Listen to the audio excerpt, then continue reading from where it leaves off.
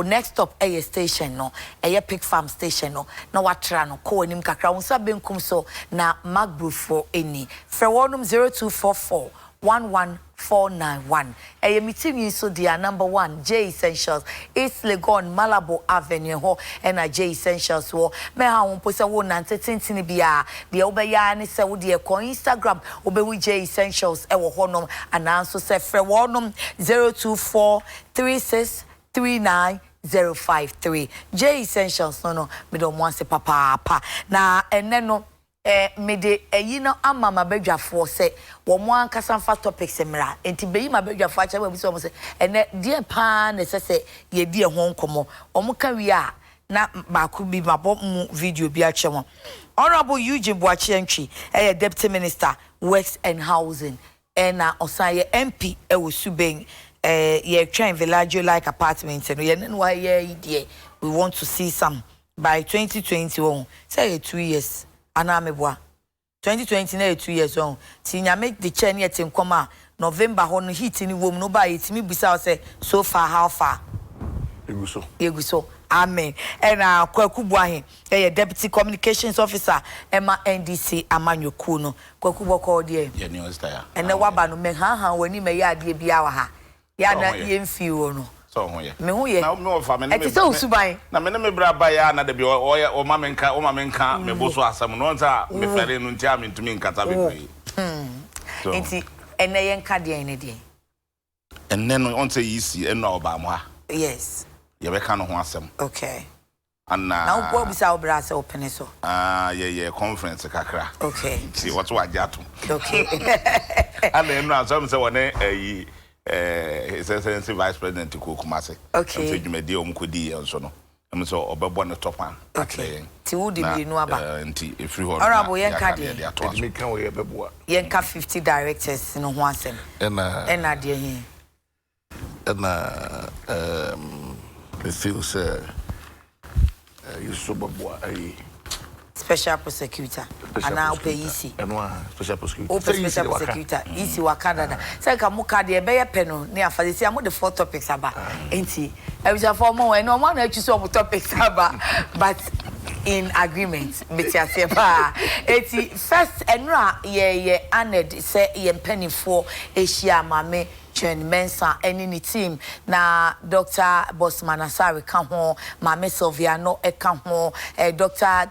Tete eka ho enti enu a wo mo ba ha wo mo free asko wo ko daily graphic wo mo asem wo mo denam ne se e wo se wo mo ni stakeholders et se de obo adwuma no de wo mo be ye ene de o manfo mo pese wo mo tie no ye ne a ne ya dantem enti wo mo ne ye di nkita ho a eye enu ti na no a wo mo ba ye no ba wo hu se isi enu a ye ka wo mo asem bi fi se Edisi Amanyoko na ka omu sem bebre ene wo mu so yi omu wanu bebre na de ba ko so ananse omu ka ne se SCL adwumakuo na way back somewhere 2012 ye fa wo no mu a na wo mu na ye se omu correlate so omu coordinate so omu gather results no na ya transmit the ama EC4 no asemba kwa ma major mensa aka ene se up till now womo pena womo wo password no to system no ti ba bi womo wo bia se no womo fi Middle East baby womo a na be hwe na say womo I show omade so ne say how but enwume that ni wura no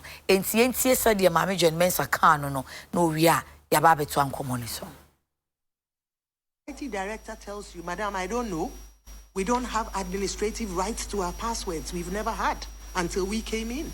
And so the system, the biometric data and everything is controlled by external vendors. Nobody has been trained. Our discussions with them are to the effect that our staff are not trainable. And so everything is run by external vendors. Let me give you, these are foreigners. Let me give you and they control our system. They have unlimited access remotely and physically to our systems. Let me give you an example of even the referendum. We have what we call the verification devices, and we had to clean and about 13,000 of them ahead of the referendum last year. And what we say we are cleaning, we just take wipes and then we wipe them, we test them to make sure that it's working, then we put them in the box. We paid $1.7 million for it. We called our IT director, we said to him, Mr. Nunu, we will give you $200,000. Take it with your team and do it. He said, Madam, we don't know how to do it. So you come in there and you go in there, our data center is just about this room. You enter the place, you are furious because you find empty boxes, the place is filthy, wires all over the place, and we are paying $4 million a year to maintain it since 2011. And you ask the IT director, what are we doing? And he says, Madam, I don't know. And nobody told me about it. And that is what the system that we have run to date. The commission has no clue. It does not control the data. Administrative rights are with the vendor. They have indicated that the commission never wanted the passwords. The staff are not trainable. What we are doing now is to build the core to bring on board new staff. We started recruiting. We realized that with the civil service, the funds that you pay, $4 million, you cannot get the quality you are looking for. So we are bringing them on board long term as consultants, but to help us build and train. So this is the system that we find ourselves in. We felt there was no point going full scale and having registration on polling station or electoral area basis, because it would mean that we have to procure additional kits and we'll be tied.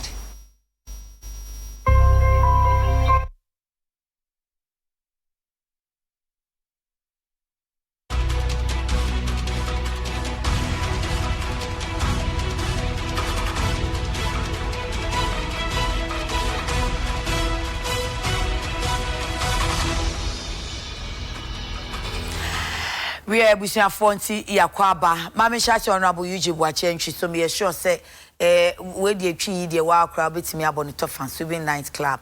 Dey na ufa fi mami na sem ni mu na was say ha yen was say ye worried say password that so service providers and ho and say why should it be a concern? Medical for acquire many so T4 to subin impesua so for subin for omunti mete baby omana mama djuma yo ya so they kwa despite am be enti yeah that one was say subin for ishran no pay be am obi ha me chacham the to subio be fa kwan so under His Excellency the Vice President of the Republic of Ghana as by law established, Alhaji Dr. Mahamudu Bawumia Senra onem panyinfo ebesra subinfo ene Amedia Mission Mosque ewo Kumasi Asafo for ebesomye obenfo Mahamudu Bawumia baby wanu pay bia subinfo da wase ishira kese so enkan ya adia Dr. Bawumia mi hu bi da tememu ha nkremofo bebre abedi akonyan se omo bosumia omo ekrekom omo abedi akonyan se abedi ekirefo abedi ekire anase president Leman Leman no Christian no Christian so mostly vice president are been paying for bebre mo ba man amenka say omo abedi akonyan ade Dr. Bawumia yi yenten mpanyin sem da okay se wotimi fabusumi omo kirekom no okogana fana nyina all the 16 regions na ono makwakosum wa almost adoye so you know ye shede hun enten panyin sem da nti Bawumia mune yo koso na tu odwuma paso na Ghana fo so Ghana nkremofo so edawase Enra who said nam jumadi a don't like say me kokuma sesamba okay asafo de so that me fu mache also no ba enti na say me koba ti me free kumasi be do ye the man ti ec is say me enti akomachin na ja social media da roma one ti ko e mo ati na ja obi de breme na me tie ya na me so oh suddenly owura yere Jimmy Sekasai the sapa the tedia na sefem if you say ya na minimum you go conference and say ye hu ni mum ye je obi o ten baby o ton na de ama ye didia na e ha twen but I so to TV aboard them time be so you be TV no be ya no e say ofre abrochi be TV no na e ma instruct say ye we asa no wati mai na pepe na ekoso say be gina contractual agreement ni so say e bia warranty e da so ana ye nhyehyɛ ya ye ne wo kɔ wapami wo ne say wo na hweso ye hia bibia e be frɛ say na IT ni de wo biti abrochi no wo ye wa financial loss with mabem saon if you say your IT director why you Adekye did you want to say yeah ma make ma fatu bi and kana fo nyina ntias ma be free na wo twe ko meka ho asema okwa abrochi ma abrochi bi na mete no we local library vote your friend home the home friend no electoral roll da ho nduba na bi mu pe obehu obia ne din baby otie the telephone number ina ho the photo I will get the photo nkan ho Ghana ha me as parliamentary candidate as number MP no me ko yi say ye ope register convention of the mind ye che kaya ansa na omo release mind 2016 is the first election na MPBA crown the polling station register and me country I think say me first parliamentary candidate Ghana ha me print media in color at the man polling station for Ghana ha ope voter register a problem you see be assembly elections you be assembly woman fancy bia wo abeka ha who could trace because you pay and you're free register the episode is a public document you pay who could trace kakra agent ya appreciate them I say the way I be keep a record na ye one and e bi so a wo ye asuro ya to them ade a esombo say kwa abontin pia na aha there be yeah obi okọ election bia no e man kese so man register no kwasi kokome one obi okola se brand so a wo mo de be ma oba se brand nyanson ya ba wo say na say time Supreme Court e call ye no e so de man mo da na no be brave se san wo ya bato mu because first no I said man we no even ene se be come district officers in share so ko ka che Hilda Kwashi madam Hilda Kwashi o me district electoral officer Hilda ebe to the assembly elections be here register something no obaje be say me to ka print na because be mran crime this of the moment to way it was to way Adekye and IT head no on concentrate on na yenya SCL for ne dey but I think say for the first time in 2015 easy you na party na ya train on register ma obia okay my soft copy yes said the well ma say the bayo because one should be open to black and white when say we the black and white dey mean who the upper color so how the press but the whole commander ya wada for imaba what the boss yes ah and I mean say bi obia na ya to enti ya me print we me to printer me to yi print we na me kan ko ya ka crave na 30,000 Ghana cedis or say police station bia no the Sakra Usubin a police prisons, quasi prisons, central prisons. Number 96 F180113 quasi prisons. Then Nipa 96. Then one is so police station BIA between 400 to 600, 700. Even the East Cross and split police stations be. Oh, now yeah, as some of me Busam say, and you want to have my no. OTA on fake my win coffee. You do time be na wabra obeko you do time be mo ska mu do a obeko that adwuma te eso Ghana ye adwuma so that say adwuma na ye yama ya say adwuma na ye because say we a candidate in an election am na che say be fa election who be ya no emre fa ho ru o say be to ba bia na be registration na bia ye be CI for the constitutional instrument me no can say there's one before parliament for electoral areas because about 2 assembly elections. Should be say I'm no can say number 9 electoral areas. Me be MP. Me no can say after this month many 11 electoral areas. Was ya check that they so ba and like the rest of ya chiwu mienu ama ye abrotia and on the so ba be YFT no na YFT no. Emma Anglo-Fanti New Town. Maybe an office was saying also ya chiwu mienu. Okay, Anglo-Fanti New Town North. Anglo-Fanti New Town South. Ti abe 11. Eti somehow when nyina no yes, sir, wona wo ye mrase bedwani na wo assembly members a mo begina no eso mo tibititi no wo nyina se na sa education so ba easy na de ho nhye ba san hye nyina ba na wo candidate onimu a na kwere no edi wa ediu it is enma wo ye nyina no for the consumption of the public.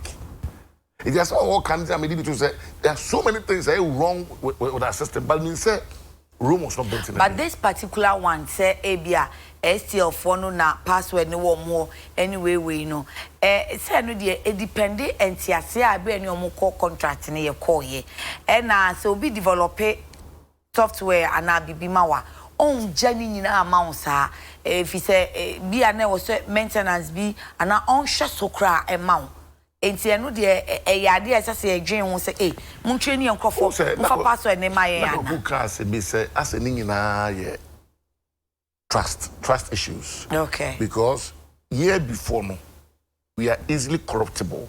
I think that was the point I was trying to make. Yeah. Na nipa na no beton na de na de integrity na credibility ehia no. What I say, tell me make sure say ani odidi ho no. Okay, me ko fa se bi amre no. Okay. Yes, so there. Yes, everything has a price. To name your price. Yeah, kuna mana kaje me.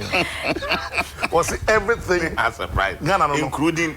Including. I watch it. We are sure that Kweku Boahen ade a oye na oye o office na oye. So that we can have bibia ono mo. O de make cash a chefo na nim say me encourage.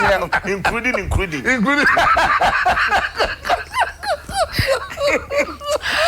We can tell day class. So I feel it. Yeah, people be got applications about. But your easy and STL. STL asem if you say Eugene Mensa apa hontuma. If you say stakeholders in United Misha. We are at least easy no a what try the end there. I mean all rights. But that be say STL for proprietary rights. But I say well na twice Microsoft. But say to my password. What I say do o me control bibia. It depends on ade no said the city any o ma ntiasem ko say bia password to system na password to the entire program no. There be say database. For say database. So call on office no. Hwe paper bi box bi BBC o and the whole thing and the cables say it's not even fit. For an office. But you see, a trouble gonna be. And your home a problem say, what was the agreement? Had an office or no maintaining so that anytime I easy person be a me pay access so baby a man cry commissioner because we be a man and our grants any access not your person or no one monitor no I na idea hono nye enya home na say consent say me feel say one way to cut through the chase will be said nipa at any given point, there's almost be access to okay. As if I say a company's account. So at the time, be a nipa 2 must sign. It will be a 7 commissioners.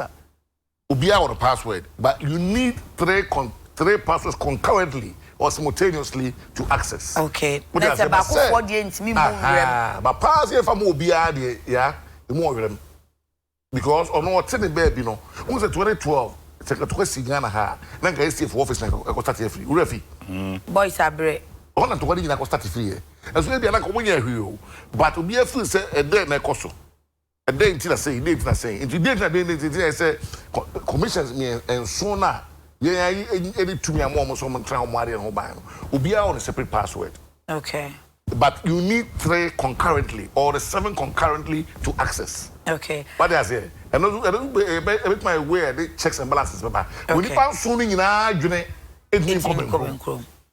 Okay. Kweku, media my sema me still me bisa ni say agreement be na STL for ne call ye nti ma me Jen wo hu bi wa kenkan what does it say nti e honum na fe ye bisa password any wo ma adwuma no ho aka de aka then we can talk to it. What do you say? I'm the MGD say contract be our best bia no modalities and the kwan ya fatwa ye implement that contract no.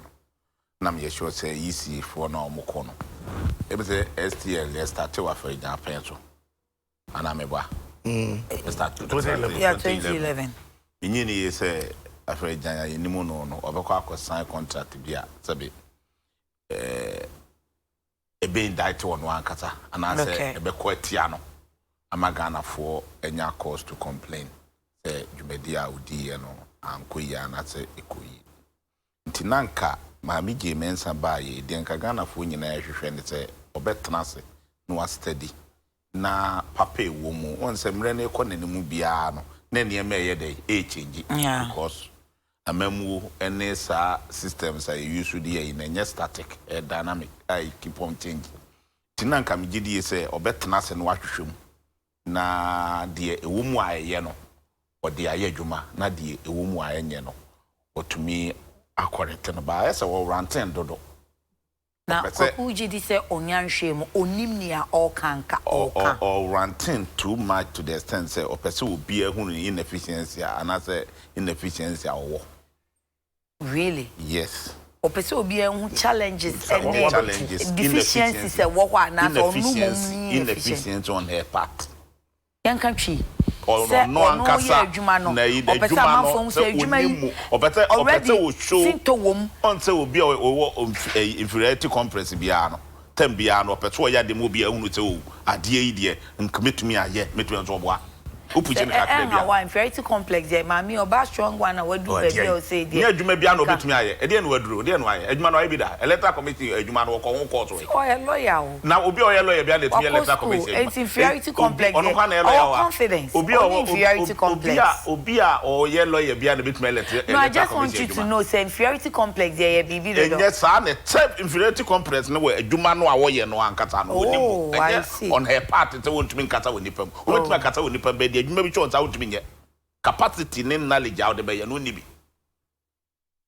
eno no exhibit this year I see ama nkofo hu say na man nkofo hu say na challenges bi ho say ni sister no ka bibi say electoral commission for no kwa in training wo mo e wo case ne ma no enema no mu use no kwa no omunim mu in training wo mo enti or patch let's say 2016 about na ye call ye no sa electoral officers no a omukotena machines no various polling stations no enye EC officers no dey training wo and you use sa STL for you use STL for program na enyo na ya use ne dey titi Kweku o say yɛntie no wɔn ka sɛ ana tiri maame no bɛka sɛ nkofu bi aha no mebo a ne sa no ka asema na wo kan sɛ na no ye be ye six agency ade the case of me clean you know equipment no ba kon dey say BVD no the bill 1.7 and a break easy no dey click 1.7 company bi mra ni mo I said the people man mo 200,000 no mo cleaning almost so going to because I go for na chere wo na go for no chere wo ba say ye crop for na ho no ye untrainable which is an insult a reason because internet here ya nyene ni holy so wo enye sa na o pachire ono ankasa no o pese o penti bibia to mo beto wo no wadwuma mo ye no ma nyene yi to de betumi aye eye ni training ne ba yo peto o chotro bia Kweku because ye wa ha into pachire say sa ankofo na ye training wo mo polling officers no aye train wo mo see the pictures say they use machines any year in core primary duty and far more say they clean the machine at the various polling stations for to be ba just say you confirm from the fabricator no ma ba you enter no mota I want to go Ghana here boha na dey no be ka say electoral commission officers no kra omuni machine no you enter no obi a they will see the clue or say microphone ne man say excuse you know oboa enya no kra ento no nso wa find out who say e dey excuse one man dey say excuse ma got your Mama no we be on the budget for parliament. Don't worry, dem akwaku anu si na nu si anu watching. Enti oye aye ne ho say adwuma no won't be nye because tension won so. Oba ye na the post train no na nye. One Dr. Bosman side omo post train no e de di pepe say adwuma ne yanhwe ya ombema wantwu bi aba omemu ha because baby ya body Ghana akudro no ehia obi a obetumi atnase no reflecting wo hu say there be aha ne free na aha ne aba bedro but na postry no na emwa ana afi de enkofo kasa ya anomo person mo ba radio so no mo ko Peace FM omo free peace FM omo kwa adom FM all the media houses na so ni nyina no omo ko ho na nsem ba ko ya ana omo ka edien na asesa afi de omo na from radio station to radio station because what de omo me nya open forum na nkofo ni beti omo na ayeden omo tuwe say ye hu omo adwuma mu asie ono abukwa kan ho ye public place omo so omo afo nti ene ma be call mandate ni say obenne na radio so anya ne call mandate no so obenne na radio meaning by before ko but aha oba ye no tie aha oba ye no or share that's obeshia stakeholders and some trough for any manager what despite media. Interview no. Media jai mami no. 12 o'clock after 12 o'clock. And no anya juma midday. Ah okay. And they know you none voice ntimi kram ye sank me busa. So now omu busa question. Enti mami a oye ho isi chair aba despite media no ke nya ne man ko mami take opportunity na ye ne nya interview. Me ba be sram. We go go communication officer ka be esa. Me to na nkofo frame no party interview am catch am say there be. It depends on the topic. It depends on the issue. Nyensem bia na kasa wo. Okay. Me solano pam ye interview bro 20. Okay. Any topic nye radio bia na me kata so. Any ba nye topic bia na be frame. We wa frame ya na me the minister we na former minister we na MPA number ma say friend we na ebetumi akata wo. Sa na me ye no. Ondo yo gboro na nkasa oba ye ye kasa on ye pese ne kasa. Wa ba besra nkofo wodwuma mu asem a wode ba ye no a obetena more than 30 minutes yi ano chese obekire ube indite former omo a obe ye adwuma no emwa ye de adwuma ma no se wonye on stand office no wonye adwuma no eno ne hia because si oye adwuma na ma on kire hwi mu nkire mema on communicate ma na afari jan ku se no kata ade to oye leadership style the leadership style ni bi wona ya cake ya yenka wow e bi wona ya cake yenka Edienti na yetua PRO ka. Edienti and yetua PRO ka. E wo office wo. Office no a efiri ho a office adwuma bia ansa na obefa public relations officer no office o ni responsibility man wan kombe mana ombefa sa position na man no yetua de ka. Edi na wo ka kire mi. Enti oba na o pese obeje adwuma na ye with wo de onum kasa de o pe bia obeka na wo di gbe kasa be kasa. Se ya na abefesi. Because my many buy and near ma why ye bears and so I done a true statement to be by any man so salot was saying any new boss Masaria. Tess a dead people say they are not consistent. What would you tell me? Say, what's the dinner boy? A boss Masar. And a day. And a James. Ah, you also Charlotte say. Mammy Charlotte says so new. It didn't be born after the Adadunia at the cabinet interview. Mammy Charlotte say no patchomani who may boko. James. And near my Benson, why yet? A dead DP say he's not on top of a dog. Really? Yes. Okay. The Dika say, all troll letter crab brain. I've been invited in the first iPad meeting. About 40 minutes a call and 40 minutes a day, 24 hours. If you are letters, never say a fear shinya bofuno, a human station from our patch and okay from Sonatum. Let's move on. Still won't change. Still ankasa won change hwe na nsia about masal be kata say yen de yen na ye di tumi na che yensa na tumi na de ahye yensa no de ye pen ye be ye no de pen ye be ye na koku ba ko ka kire ne say but ma ko de ma be ka say you say de pe obi anu be influence obi akoti because papa no be tumi abeka kire ye say mama obi akoti mi be ka kire na ye de when de insuru na we di asem we na usuru me koku ba na be ka na so who so me pe court asem me pe bi na me pe bi ama mi wura mo jama me oba be ka say ono omo adwuma mu bia no obetumi influence om even iPark ekura ntumi nkyere omo de omo nye ama koku ba ko ba mu program to be ka say we use common sense no mo better when you use common sense ni twi di ni say we use fie nyansa to lack fie nyansa koku ba ko to use because Ghana battle no enye say me a de me pe na me ye Ghana battle. It goes beyond that. We say you can na me catch you in buy say enye me nwa because we position it say ya na be it's as if so position antagonizing easy ni sa we dey can you be can now so ask my question say we position and as a party no opposition obek easy no dey bia easy and tamfo easy nyanya we kaka motobi but esesa na for be dia ba mu a isi ohunti media will list that we yet I'm just not surprised. So enti na wo hwe die esi ye na boss Masai to me be kasa na kasa te se de Ghana nyina wo no nkofo bi ka tete ohwe a wo mfiri onko kire na ade o ne ho no e ho chi snake classroom na wo kire ade no the classroom de open aye e ho no de nya de open wo ye constitution da ho but constitution ma akwan say apart nya meeting sister just ade tie je start abato no na bonie na ye opik utwem wa wo na kire na wo born problem and fitin hwa na aba bedru ba bia ye dre MPP for ohwe ayi amendment om de aba wo ya bato mu every 4 years bia om de beleta committee po nyina tante no mu nyina agi atom afa idan ka tell om MPP for nya papenti no om for om futu om de ba na wo young guy a wo free university abenre ye obeka Ghana butu of university abenre college ayi na ayi university aba ya be fa no say lecturer ah when ye be fa wo ba ya obeka Ghana for benefit young boy said your person we trace and the university that would head nyini bia because we head ne ye no a ohia tutorials kakra yo head nyini onko su adwuma no onko afarijan ho no onko tran na ase yo baby national service say be di EC chair commission ho but so hwe onene na capacity ni so a na e different from such a political science yo e dey say ye fan afarijan electoral commission adwuma na different from so we le political science yo far from that. Omo watch political science will go on. Be professors you. And so omo kra no kwatna wa obenya tutorials. So dem patch no. Enti enkasa wo de wo do ho. Enti the open abi you two for aso die. Hey, unu ga African countries atwa ho achi ya. Unu de de ntokwaba. Ya bato. Ya bato. Enti to pese what the Ghana bedru baby African countries ne do ye nditi for yempene. E be protect o man no. Nya mo man na kona ne say ya bre. And the attitude Ghana be do baby do.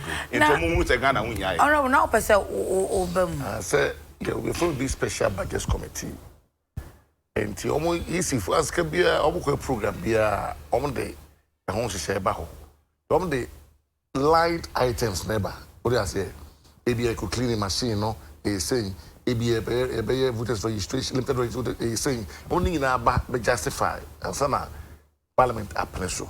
Okay. I mean almost kenti say oka cleaning asemo a ya na enye metrasa o dey say no give town so ka say okoro clean abra wunya ho ska say o dey ho hye ba and we afi no be nyina no obi hu special guest committee I know so honorable Osei Minister Bonsu majority leader so am MP so and how na do so minority that so but I say the committee to parliament the committee can say pa. Okay. Omo ba person san se mu nyina NDC MPs MPP omo nyina tra ho na yi omo nyina ahwe na ya approve ama no asan otipa kwa de so de koye na na be me makoko adwen koso. Okay.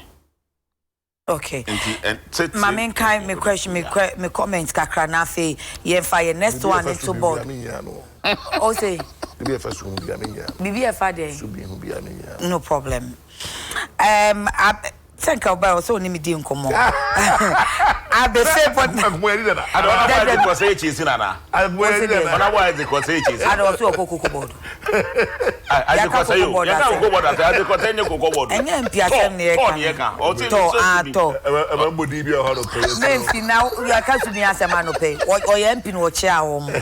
I be say bonale list o say I don't understand why these people are accusing this current EC chair. Truly this EC chair is the best ever NDC will lose 2020 elections even if Lodina Mahama becomes the EC chair. Honorable Abedin Kwada says thanks to EC chair Madam Jean Benson for assuring the public that 2020 polls will be watertight. But why should former President Mahama be afraid of the EC? This means that is what they are doing. This means that is what they were doing in the past when they were in power. Kwame Single Sunyani Odumase, and he says one thing about this government is that we have good leaders and they care about this country. We should forget the NDC and focus on NPP. His Excellency Nana Kweku and his people have good plans for the country. Stephen Ayensu says hard work. Then Evans Kweku Tebi Takra De Fiekuma #1. Yeah, have you seen what I always say? The NDC always want to create false ideas for Ghanaians. Is it too bad for the EC to tell Ghanaians the truth? Is it worse than keeping it a secret when ministers receive double salaries? Come on, Kweku Boahen. And then who is here? Odro Yamua Peter Ebenezer says, please speak about the ongoing nationwide strike action by allied health professionals. People are losing their lives and it is disturbing. Then Sandra Usu says, good morning, yeah, to you and your guest. Mamia, I stand by our Thursday squad.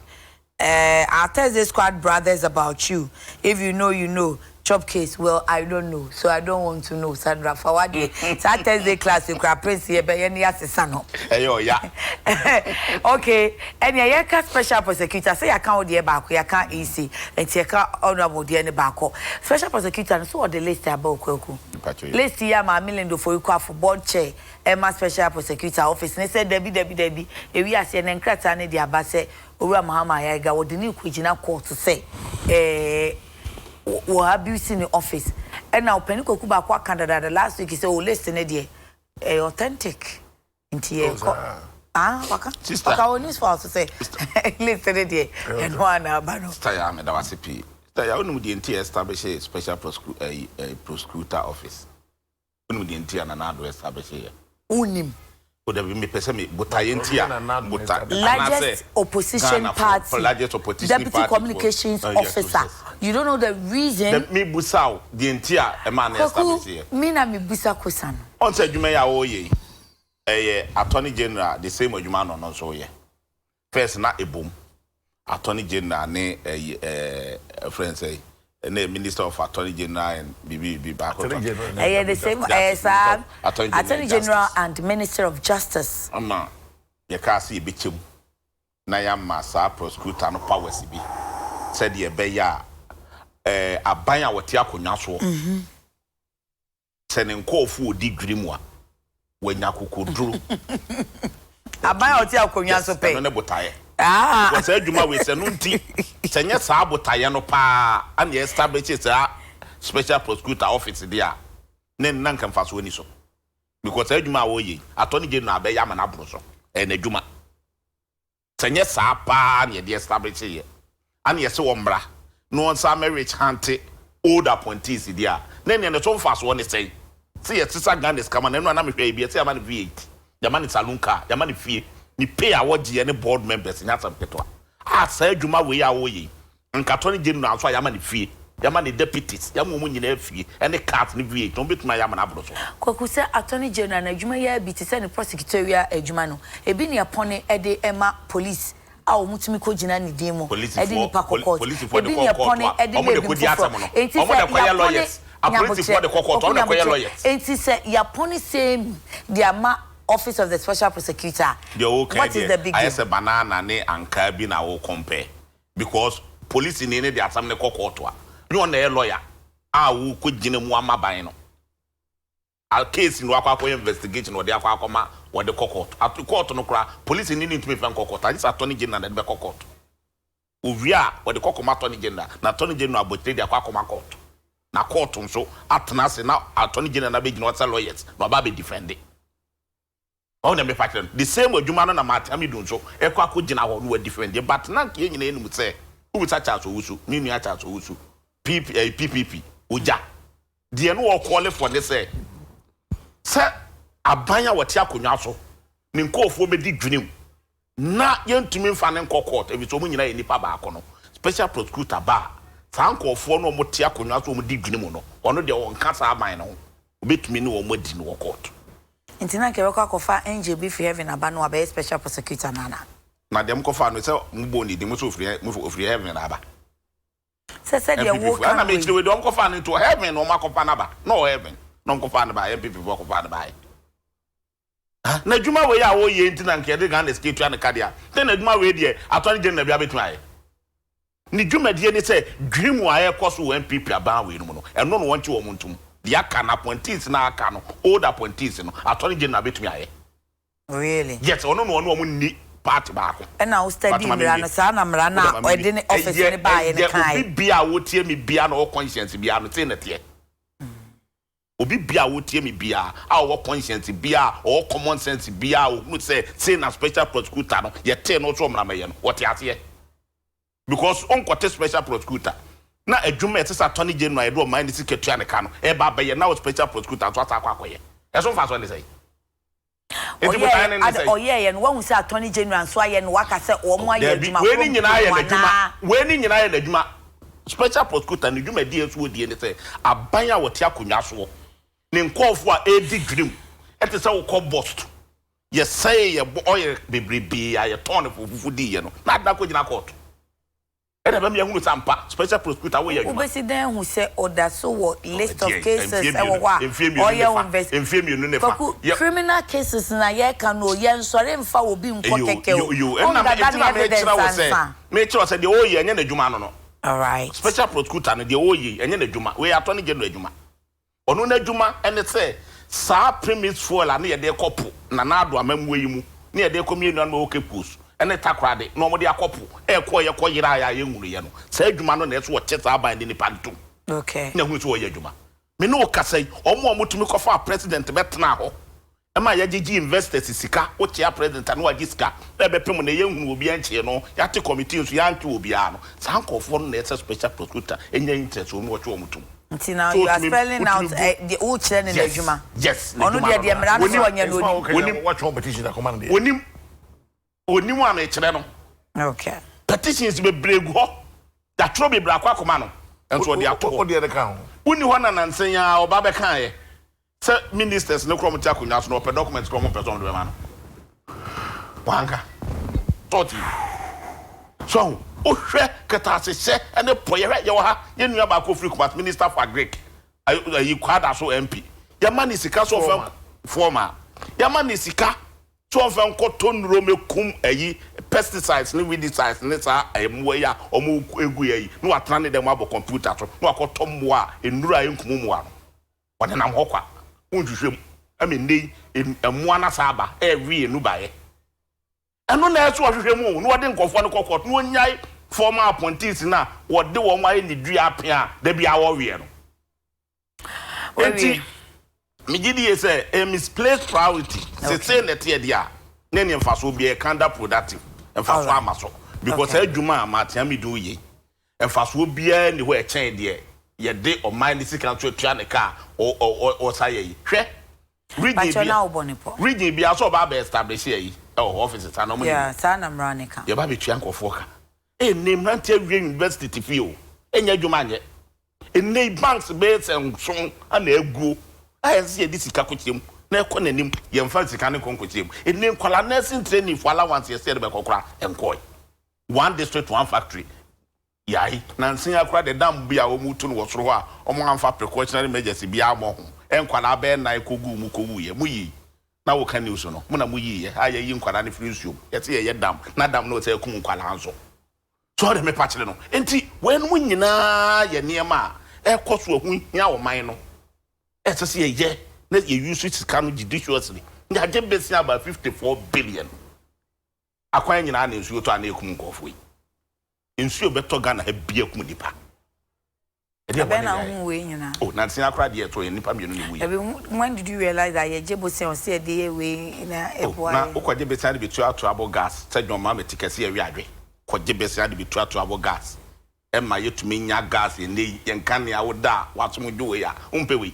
Kumasi shoe factory honorable constituency am sanya wona wo the yes shoe factory asqua shoe factory na a police for on tompaboa a soldier for on tompaboa immigration for on tompaboa enei yes saga na sika kwa bruchire e na kotompaboa bra soldier for che ye gu company no e wo Kumasi enti sa woto mamu na se sa nyama we na mo tompaboa na mo se ombe de enye sika dia to sika no an de company ani ye dem wo mo se sika na nke de koto no se nke ne die na we mo de ko China ni Dubai kotoba no nanka se sika ni ne da brewo na sika na tena no ma asemu e de ne kana de because we can say we as them because oba be campaign obi opposition campaign no be mesre se obne for usu free akoto former MP Kwada so minister for agric and opeonifia ha yasma wa kana Kweku misrew mention sound pesan na twi so because metia na man mini ministry ho what you say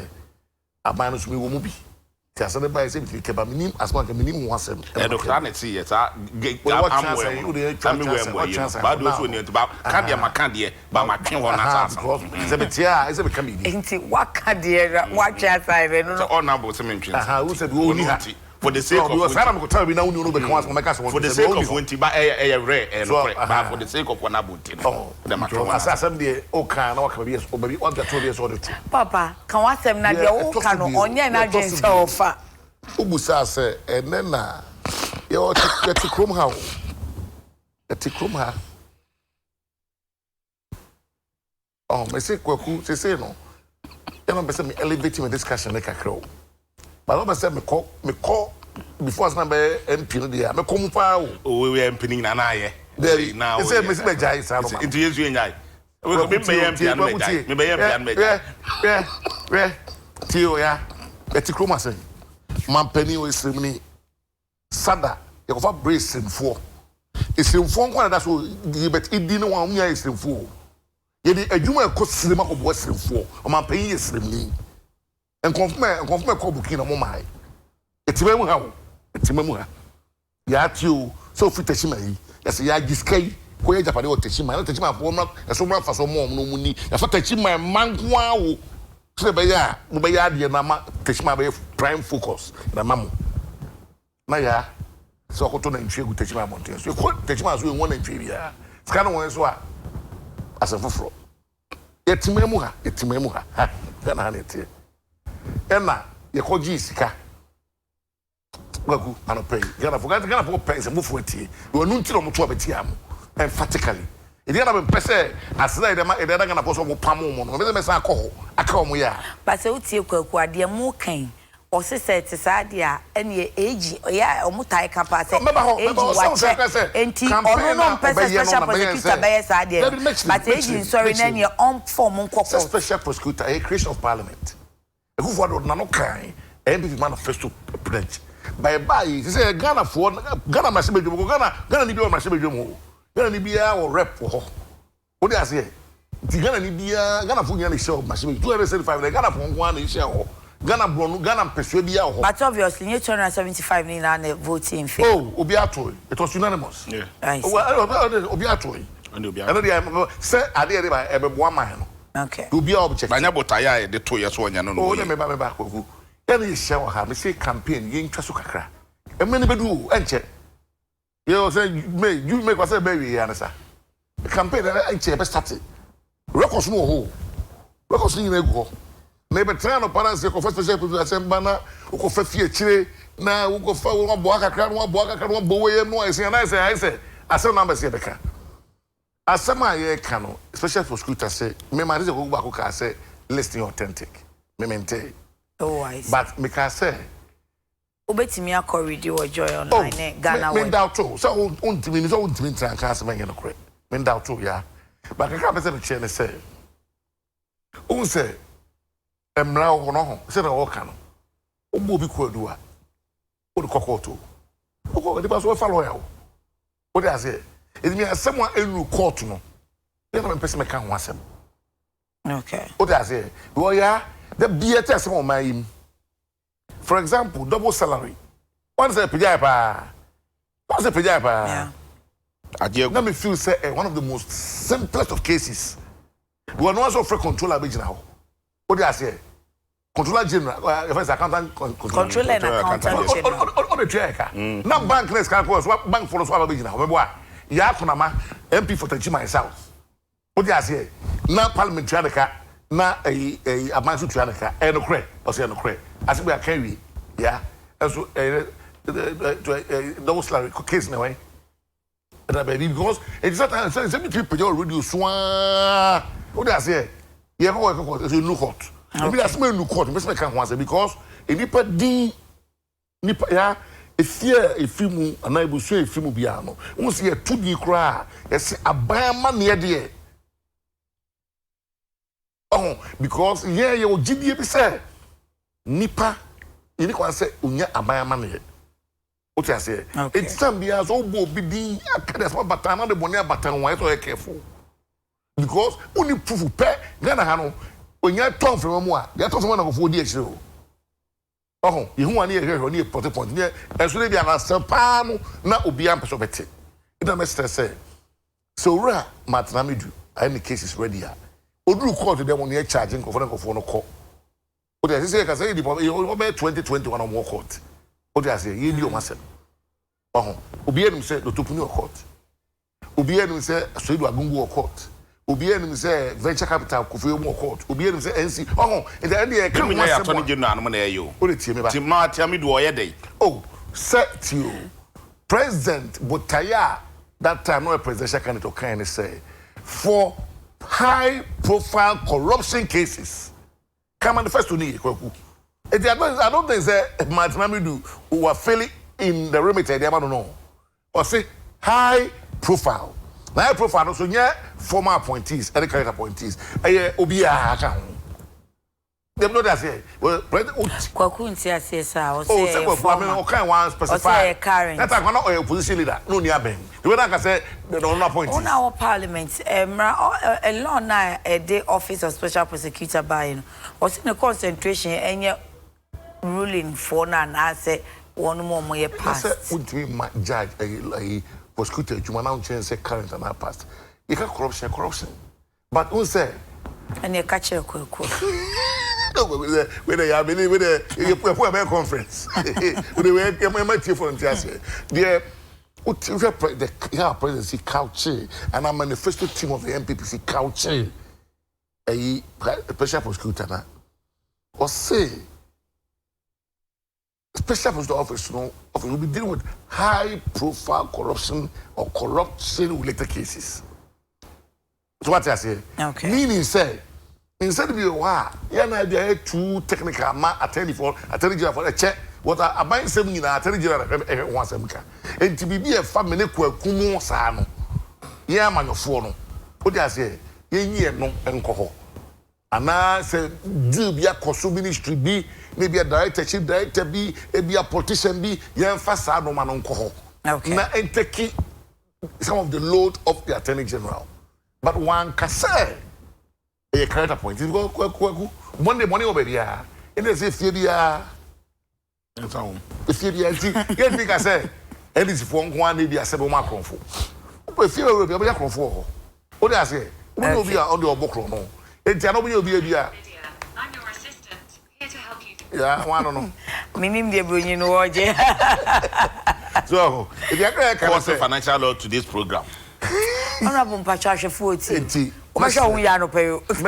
say, a do baby now. Ghana service aba. We come here to educate Kofu. But afe mama wakasa pa, mama musa mi general question mu mienu nyina say, papa you office waba asetena afebo.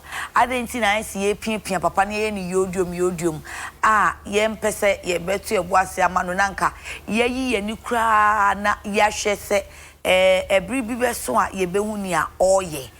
Ananse wache dodo die ntia me dey be a share party for the catch room.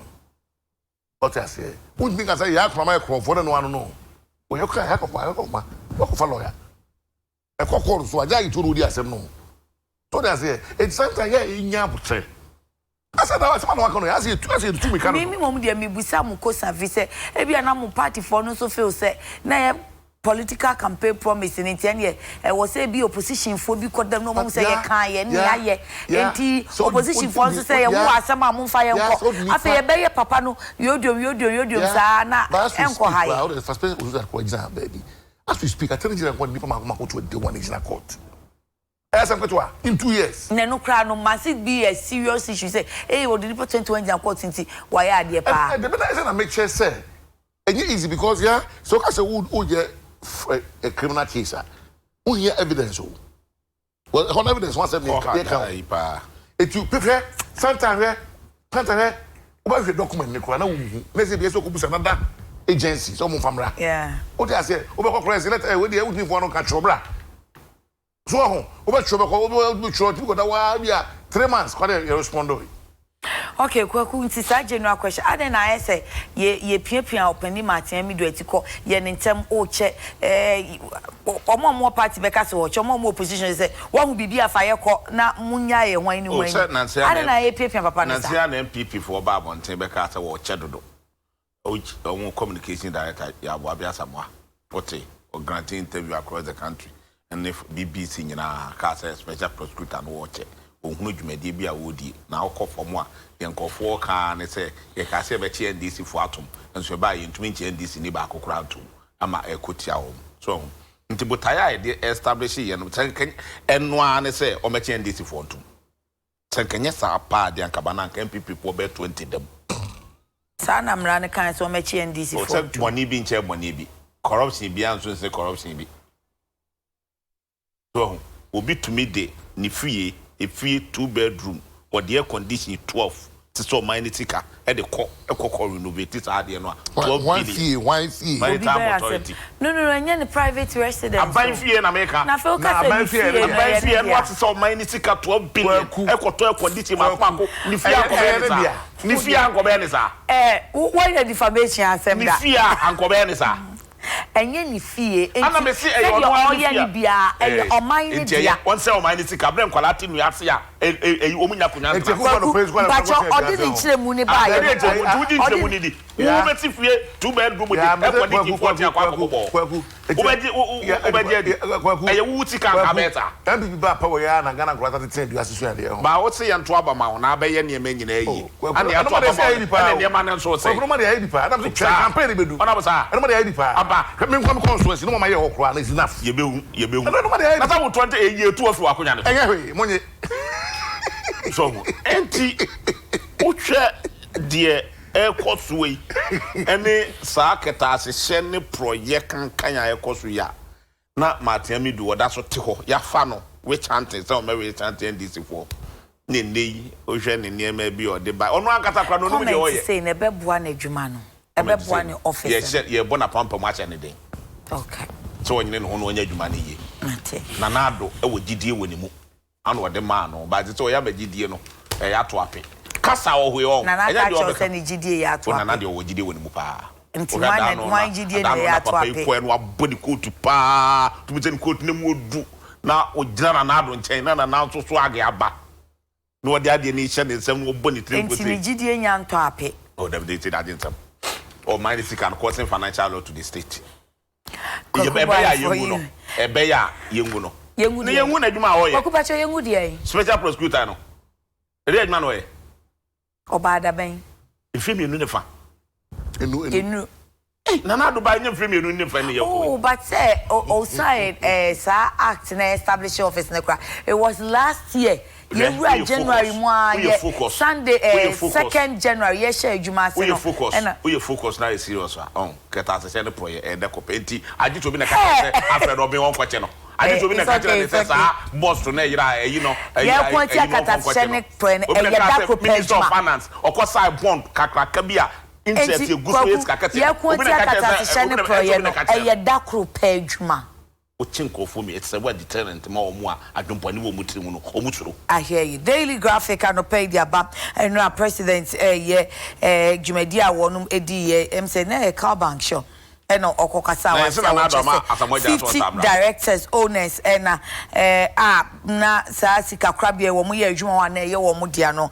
ye de wo mu kogina mra no anim enti there's some kind of good news ana alright now never starting directors na there I think it's long overdue ebine ensema you are sure afi ye nya ye evidence ni e bibia anti oh yes sir you see a normal course in a banking sector and go for car and bank for fie and omo and Ghana ya wotie bia odwuma we bowa man do sum nem e bi ripa omo 50 yan di kana o se ba ko for odwuma o ma dipa be 50 kom kwa ko de o obi agitum but ya the mess na the financial sector no ya asifim be ya bank ni bi ni say de obi ni table ko si ejomu to ade o onya space o de bi si o no to ade o kan say de na say nkan you hold the regulators to responsible for negligence oh na say omu ina kan yeah omu ina kan but we are directors and owners we regulators in here will be affected because okay why so hwema de ko so why you adwuma o so kan hu bi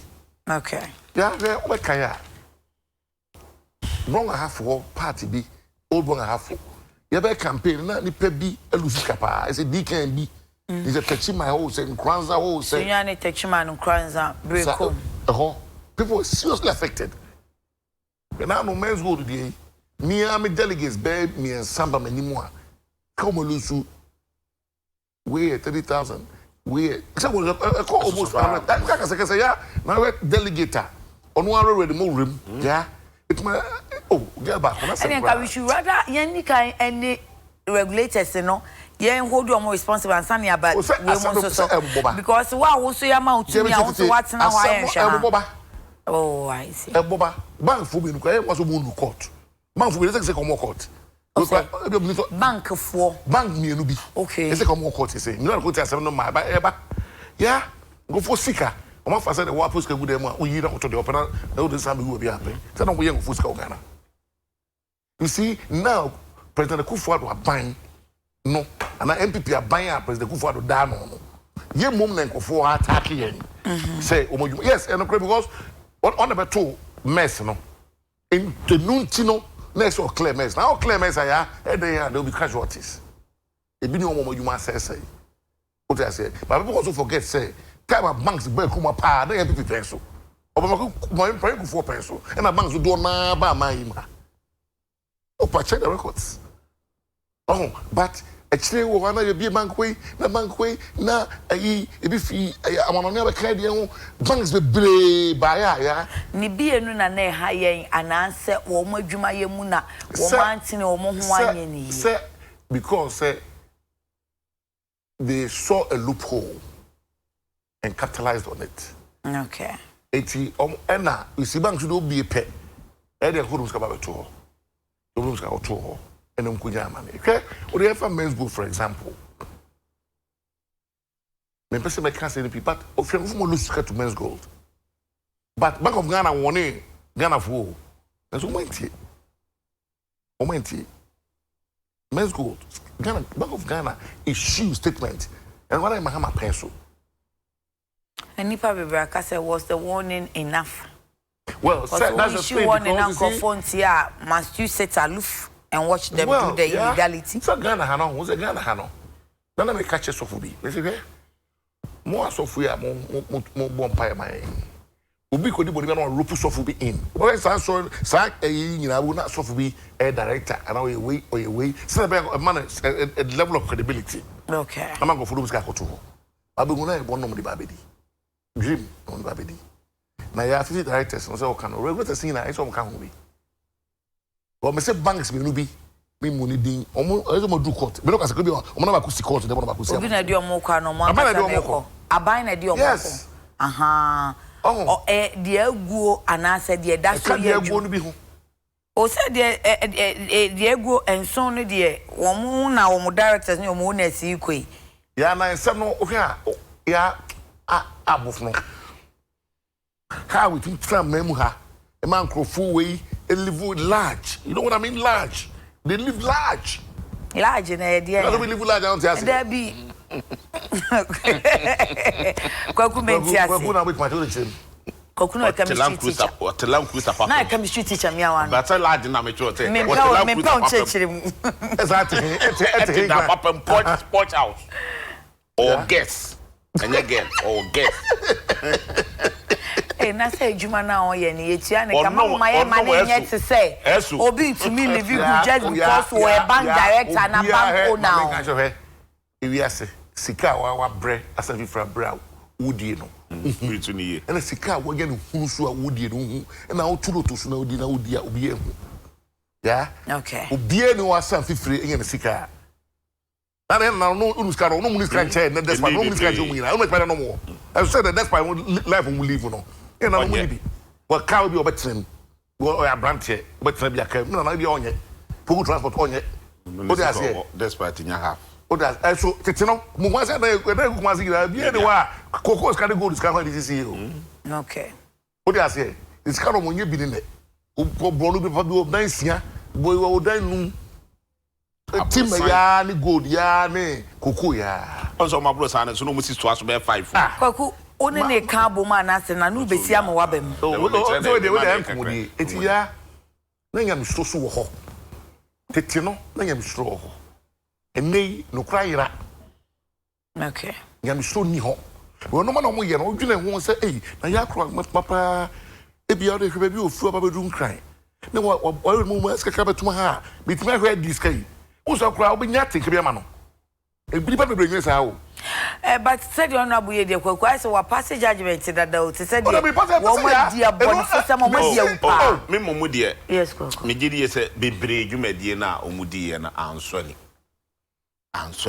on say yesisika no pokura no board members ne ne yi no obutumi kwaje besia efree sa banks no masa de akwakoya ade foforo omuntua 2 years yes say yes ko fa some mo report beto dwa na say report ni bi beto dwa say sika kra na ban no de alende wo mo so mo mfa nkoya adwuma no na say sika na ya divert ne de akwakoya bi foforo bank baako na board member and a board chairman etumi de nsa butikam edi sika na ye investment to different countries so na bank ne so tiana o sofa so na me patre no we nyina no eye niema se de no na bo sika no eye enkofo adwonbo ne won kofo trim ene ye pe esisie hwe owo mu biebie microfinance no sister okọ office ya wa bie ene land cruise si ne shop anim udru wa oyambechew senti sa microfinance no customers say no wo land cruiser no watimu no wa gigi sika na no da kwato land cruiser no da akwa han abrosan esoro ne form no esoro no wo be ko no o ba bia the bedroom nyina wa wa gina home wo ogina home omko break ya ho gina ko gina no akoda dan ma ho gina home wa han dan na tie ba ko na wo so say omo gina home de enso mo home je ba pa be ya asabe so kirem obi wa na nyina home na ogina ho se na me kire o di ase ba ku bi anko bia na hunu ye fo ba ku bi no e madamfo me kotra no senior na me call na damfo ne o na da no oni mu no ofa wa damfo me call na bro sign ne so na me call ye na wo se wo fa ade e wo ayi office be bia ba ana me sorry ye me pe na me so na hanso e de na ye no me call ya bed papa de was yes anything papa yi bi ana office ni the way what decorate office no say so na make us Kweku mamu ma enya na enye ti say just obi e bank na say bank director nti Olivier Goodwa then amanfo sika wa ba besie cause ebi no one so genuinely omo ye tua wo mo ka wo market papa na wo mu no omo ye omo dwuma ya papa e wo mu no yes ya e no no ye board member ba dia mu kan ye pa na bi yes ye pa you know ye pa ye konfo e bobi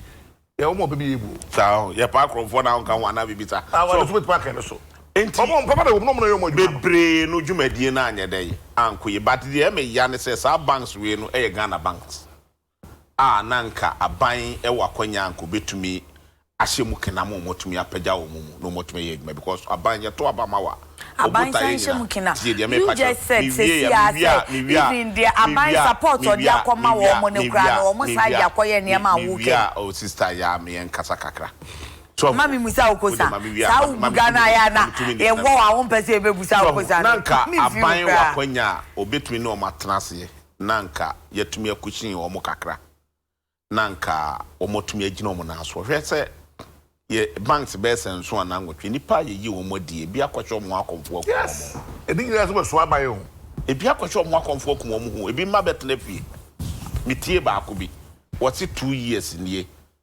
awo ye adwuma ye yi na die yentua ne kada ahomoda so ho fa redundancy package ma grama wo mo order to tepie nto be ye den na otumi ahwe ne ma utanyi ne ma wo mu a na brabone young girls ya omiwe university ba ye tsa wo mu go we na ni tata no ba kom yenu miensa pe na kwa akoya asem so entinanka ekwa bi wo foforo bi a ebetumi akyem kana nanka ya monitor omo aka no se de be yom be ya adwuma na yiye sa regulators no minhunu de na o ka no right say the regulators ne kan won kra na say prosecute omo first because omo monitoring system no na wo form but en komo monitoring system no na be say omo try Bank of Ghana so pretend yes e ma sa na ma we nyina ye so mo nyina because they are equally culpable yes almost permission in the week now wo fa wo chama traffic na wo chama ko foko mo pono be wiawa ono nya krofo o kan ho bi akrofo so ho enti wa kwa ma na ne wo ne ye be hu ani so mo ye be jam so that's the be ya no ya wo be wia no be kai say ye kontompofo ye amanofo ye kontompofo You see, one hour said 2 minutes out of Pebby Abachakuya. Okay, send Crofo, Mokai, I was saying. Nebusa Ghana for Busa buying Nebusa, you want that Jumano. Said maybe a car say, as Squaway, we could see saying. There be kindness studio as maybe a car say the bank owners and directors 15 court to regulators and so we are negligent. You ever heard your mom? Almost to come. Oh, because I saw till regulator or watchman. Then you want to know, or your watchman. And that's what I saw your ombudsman to a watchman. Because watchman. It is a walk or dining. I know Japanese in a goo. Now for watchman's own track when yeah. Now watchman only made me cook a boppo. Then maybe we are normal. Watchman on the crop watch, yeah, by no. Okay. Oh, that's it. It's something that must be dealt with. You see, because the repercussions are a bus system, no. You go about that's a cool for number of 4 banks, and I mean, you money. But meanwhile, the mess, the whole system is about me. I command speak your central university. Cassette banks will collapse. It's starting to be power. But we are going to lecture there on a Manus. So, what can I Debbie.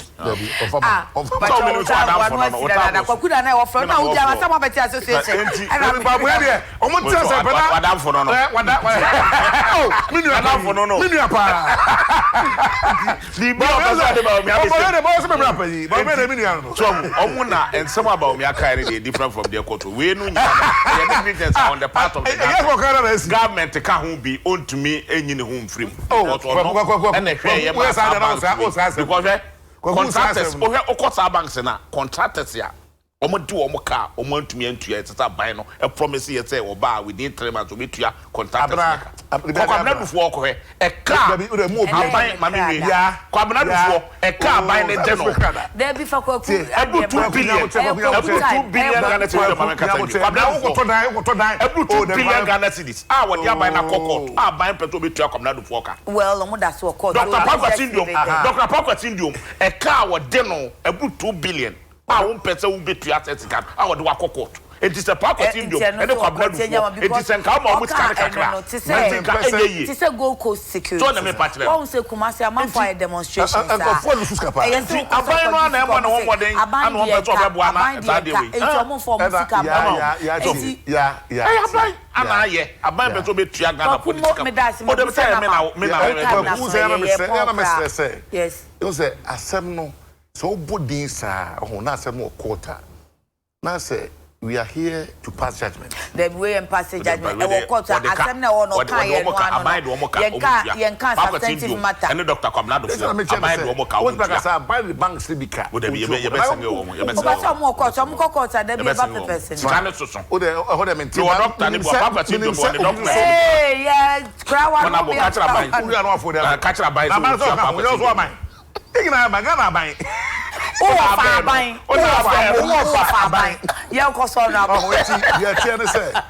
Yeah, sir, we are bank now. Say I buy the car, but once we also got to Japan, we bring one grand property so. Property so. What thing? It's a CA and a board dinner. Let you also bank on our walk as I didn't say you soon. Well, you saying bank or can or Casse, I buy the can won't try. Yeah, what I say? Yeah, I say. When you start to when you start to Japadia or prime areas, it is a bind and come on. Yeah, it didn't take them already. Oh, you're in an idea. It is a word Japadians are buying the car. But I want to go to Japanese. Hey, where I said, I buy the Biaka. The people be so they are buying sugar. Oh, they say it's buy the America, the Almighty America, Omodica, the Great Britain. Oh, but let's be serious with this one. Contractors now it affects them. Yes, and I make sure say yeah, a choice one made. Say, maybe I could not afford a chica. say my mobilization we are me mobilization start mo na true because obusi ka na so na my metuma it's a gamble you took. Okay, madam was say no aka meet mienu na chese no kwamba pa meet aduana say won say to da me the topics ba kutimi kam mo de 4 by ya 3 ye nya ade the last topic in the morning about Kasamu. Now they are better there we are ka so your hoto free subiana me free Subi night club me call club okosa eti dey don't worry say na dey do off present press or as of market through and come dey nyame asike me hwe skapa for ma land bi o Adekye Kweku Boahen deputy communications officer obuba no mani agi because we won wo kwa no crop for say girl ya oni ni dia grave hwe ye ofiri ha honorable so kind of go for say I can't on say girl say no ni Kweku Boahen am si me ti ya akọ ma pe me mada baby I baby I akọ na be say me da bi go me gini so otumi bibi entia me honorable Eugene Boakye antwi we won dey dada me won dey dada no wo bi happy Oya deputy minister works a house or say MP man for wo suben eranum anope da mo ase papa na emom ye de ye nkomo twetwen besia yes so no ye nua be ma ohene amponsan reporter whatema o anti afim anti adwo ase wa jan enti nyame ya adomo amata se wa jan echina na moko akope no krabre no ane ewosu hom ohene hyeden wa echina wo kwa nyame fa nkonti mo amuni mo ohene amponsan no munkoja no na Nesewa anase ne anti eda form Kweku di asemo teacher ni bi o Atimota basic school o hwe me ba so mame different teacher denchi okay also watch ya wo hwe o teacher denchi a wo basic school o Atimota na beti awo anopai Kweku dey about Atimota school okay with the MacBook collection I say and papa omo de ma me 0244114191 and J Essentials East Legon so ma me TV fe share